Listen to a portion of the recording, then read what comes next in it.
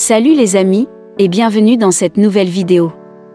Et pour les nouveaux sur cette chaîne, abonnez-vous, si vous adorez les histoires incroyables, touchantes, insolites et magiques du monde.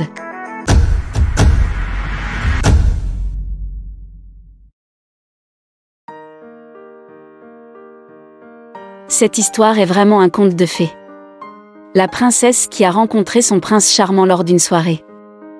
La dernière chose à laquelle vous vous attendriez après avoir rencontré un homme dans un bar et échangé un baiser sur la piste de danse, c'est qu'il se révélerait être un vrai prince, mais c'est exactement ce qui s'est passé pour Ariana Austin Makonnen.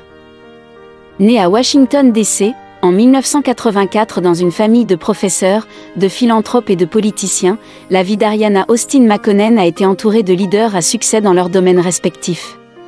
Sa mère Joy Ford est la directrice exécutive de sciences humaines, son père est Bobby William Austin, le président de la Société des associés du quartier et le premier membre du corps professoral afro-américain de l'Université de Georgetown à Washington, et son grand-père a été leur maire de Georgetown, en Guyane.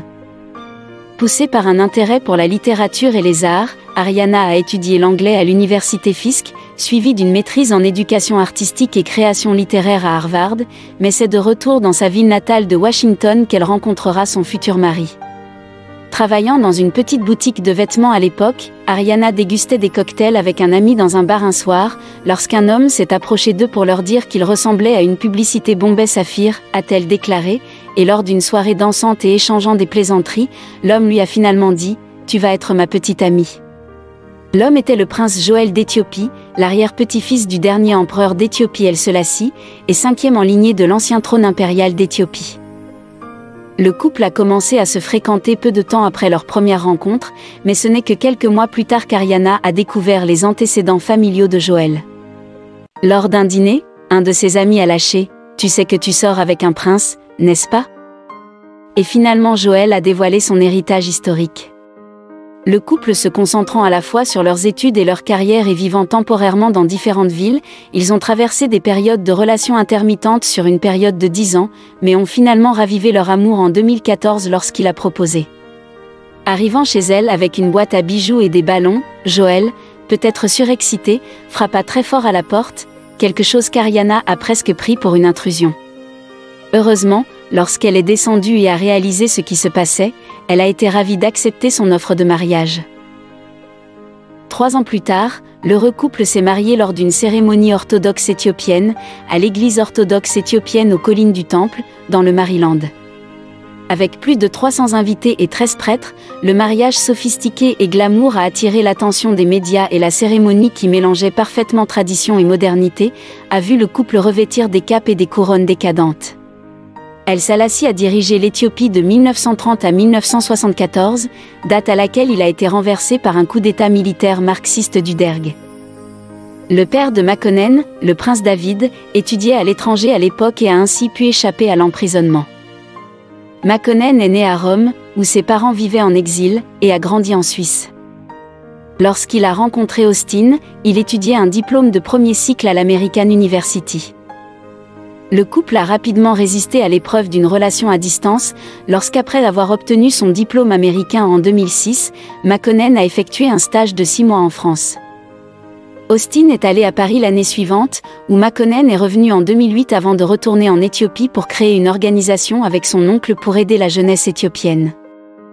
En 2012, Austin est retourné aux États-Unis pour obtenir une maîtrise en éducation artistique à Harvard, et les deux ont décidé de faire une pause cette année-là. Mais ils étaient de nouveau ensemble le jour de la Saint-Valentin 2014, lorsque Makonnen a posé la question avec une bague en diamant, taille princesse de forme appropriée. Makonnen travaille au service juridique d'Otsuka America Pharmaceutical. Au fil des années, le couple s'est souvent éloigné mais a poursuivi son histoire d'amour. L'automne 2005, alors que j'avais 21 ans, j'ai commencé un doctorat. Programme en anglais. Mais en quelques jours, j'ai réalisé que ce n'était pas pour moi. Je n'avais pas de plan précis, mais je savais que cela ne faisait pas partie de ce que l'avenir me réservait.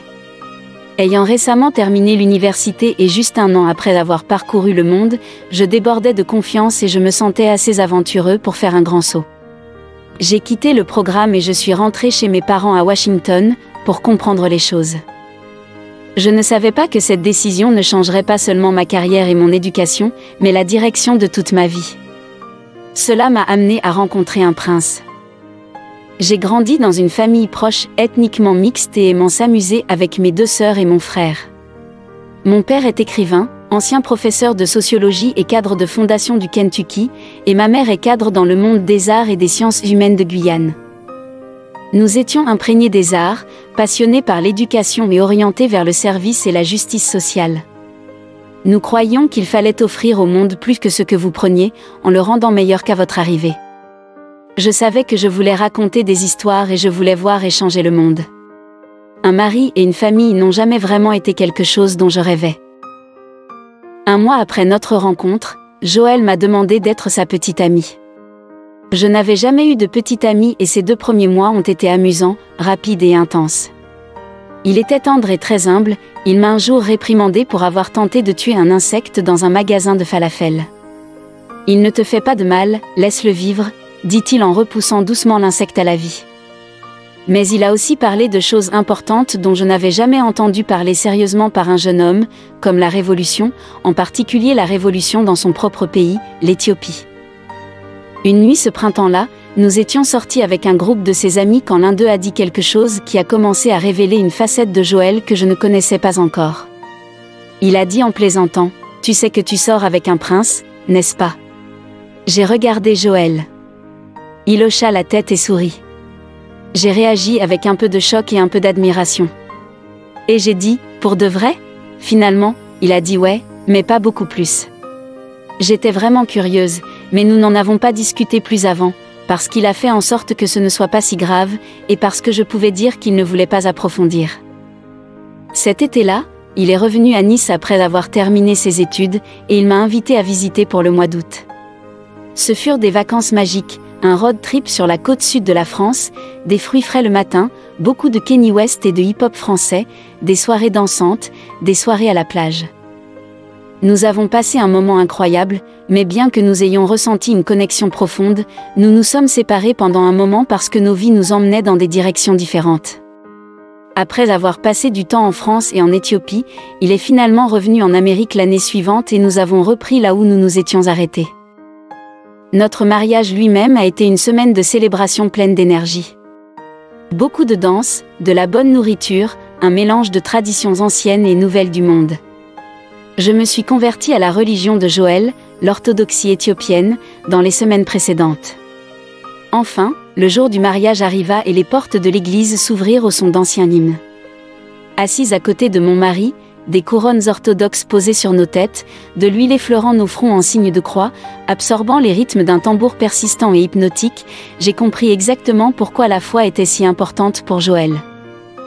L'idée d'épouser un prince a certaines connotations, château, robe de bal, bijoux, richesse. Ce n'est pas ce que signifie faire partie d'une famille royale pour Joël ou pour moi. Notre vie a certainement des moments merveilleux et glamour, comme assister au bal du Méridien à DC, des visites avec des familles royales européennes, des séjours dans le sud de la France et des visites prolongées à Addis Abeba, en Éthiopie, à l'hôtel dont Joël a hérité. Mais le plus important est le sens du devoir de servir l'Éthiopie, d'être un ambassadeur de la riche histoire et de la culture du pays. Notre cérémonie de mariage m'a rappelé à quel point il est important de faire partie de quelque chose d'ancien et de pouvoir puiser dans cette histoire pour réimaginer le monde qui vous entoure. J'ai été honorée non seulement de rejoindre la famille de Joël, mais aussi de rejoindre leurs riches traditions religieuses, politiques et culturelles. En découvrant l'église orthodoxe éthiopienne Tewahedo, j'en ai appris davantage sur Joël, sa culture et sa famille, leur foi et leurs règles entrelacées. Et enfin, je pouvais me voir comme faisant partie de cette tradition, et avec Joël, je me sens honorée de partager cet héritage avec le monde. Chaque jour avec Joël, une histoire comme celle-ci vous accueille à la porte. Une fois, j'ai pensé que je pourrais me perdre dans un mariage, mais au lieu de cela, la vie s'est ouverte d'une manière que je n'aurais pas pu imaginer. Il est clair que notre plus grande aventure ne fait que commencer. Austin portait une robe de Lazaro et a rompu avec la tradition éthiopienne en demandant à son père de l'accompagner dans l'allée. Les demoiselles d'honneur d'Austin portaient des robes roses. Austin et Makonnen ont accueilli 307 invités lors d'une réception officielle en Virginie. Makonnen a pris ses séries de photos amusantes de sa mariée célébrant avec une bouteille de champagne. La fête de mariage photographiée avec Makonnen dans cette salle de bain. Quelques heures avant la cérémonie, ils ont organisé une réception officielle au Fox Chase Manor à Manassas, en Virginie, où leurs 307 invités ont dîné sur des plateaux de plats éthiopiens et des tranches préemballées de gâteaux noirs guyanais. Aujourd'hui, la princesse Ariana travaille à plein temps dans la philanthropie où elle continue de canaliser sa passion pour la culture, l'éducation et les communautés. En outre, elle est ambassadrice de bonne volonté des Amis de la Guyane, une organisation à but non lucratif dédiée au soutien des programmes éducatifs, culturels et environnementaux en Guyane et sur la Guyane. Son Altesse impériale la princesse Ariana prononcerait un discours sur l'entrepreneuriat culturel qui serait suivi d'un segment de questions et réponses, et elle serait ravie de s'adresser à sa communauté guyanaise.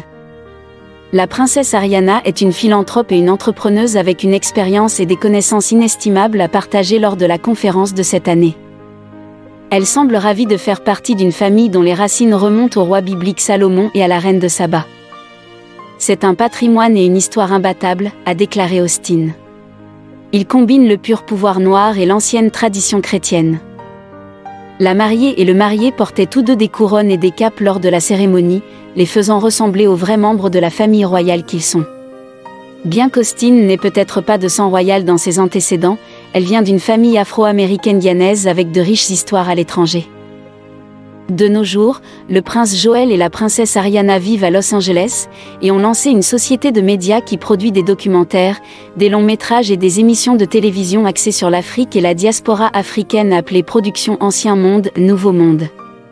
Ariana poursuit également son travail philanthropique et dirige un festival artistique à Washington qu'elle a fondé et dirige.